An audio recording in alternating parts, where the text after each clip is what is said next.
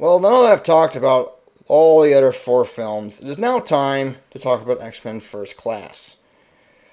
There's a lot of different factors about this movie that I've looked at, and one of the things that I'm seeing here is one in particular to start things off. No Wolverine. We've had four movies with him, and now we get to see a movie that doesn't feature Wolverine. But even though it doesn't feature Wolverine, it does feature the two other main big characters of the X-Men franchise, which is Xavier and Magneto. This is one of the elements, one of the factors I'm looking forward to seeing how they do it. Is that I'm curious to see what they do with the Xavier and Magneto relationship and how their story began, how their friendship began, and how and where it goes, and how they do it. Because I think you can have a really good story behind that if they do it right. Another thing I want to point out is the casting of the younger Magneto and Xavier from the older ones. You've started with two Shakespearean trained actors, Patrick Stewart and Ian McKellen. And now you've got Mr. Tumnus and that guy from Inglourious Bastards. I am not harping on them. I just think it's funny. Because when you think about it, you can think of Ian McKellen and Patrick Stewart, and then you think Mr. Tumnus and that British lieutenant from Inglourious Bastards. It's an interesting choice. It's an interesting thought. As I said, I'm not really harping on them. I'm looking forward to see what they do with it. Hopefully, they do a good job. But this features a very, very interesting cast. And I'm not saying the cast itself, but the cast of characters. Because you've got a younger Mystique, you've got Beast, Banshee, and then there's Havoc. Now, for those of you who don't know, Havoc is actually Cyclops' younger brother, but apparently they've decided to make Havoc into the predecessor to Cyclops.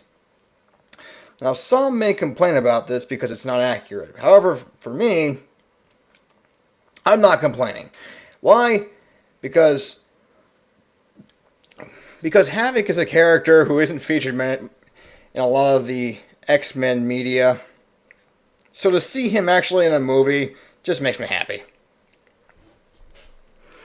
But now this also pits them against the faction known as the Hellfire Club.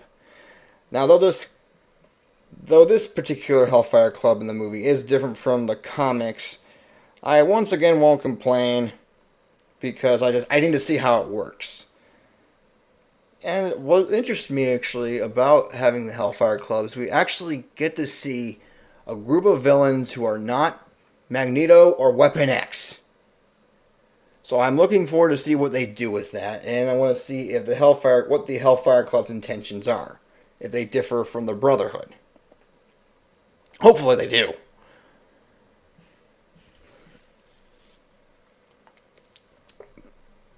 One of the other things about First Class that I'm liking, I like whether they have put this movie during the Cold War.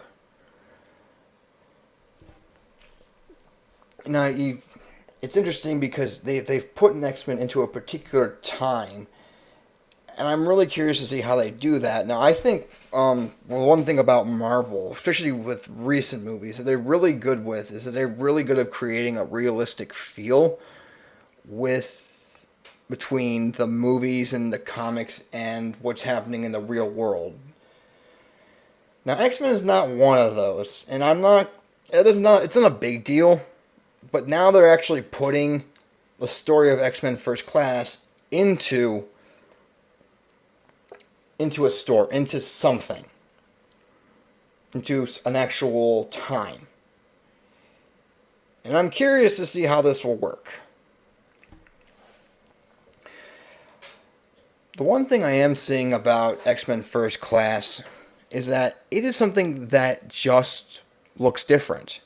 I mean, this is a team that's prior, let me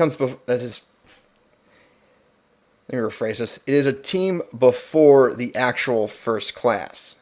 This is the X-Men before the X-Men. It's a very interesting idea. I don't think it's been done before in the comics. different, it could be original, and it could be a good thing.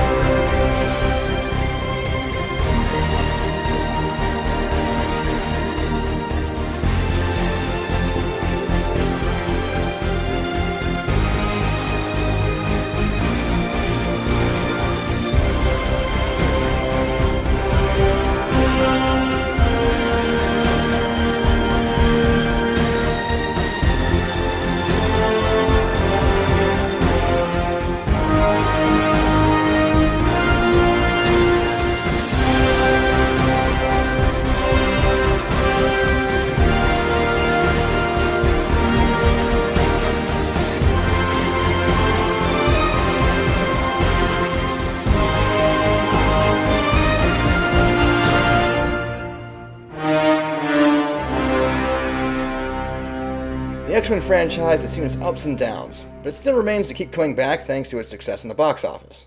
X-Men First Class may be a breath of fresh air as it adds something new to the franchise. Will First Class be worth it? We'll just have to wait and see. X-Men First Class hits theaters nationwide tomorrow. This has been another edition of Something Cinematic. If you want to contact me about the episode or the show in general, write me at somethingcinematic@gmail.com. This has been Timdiana, and I will see you at the movies.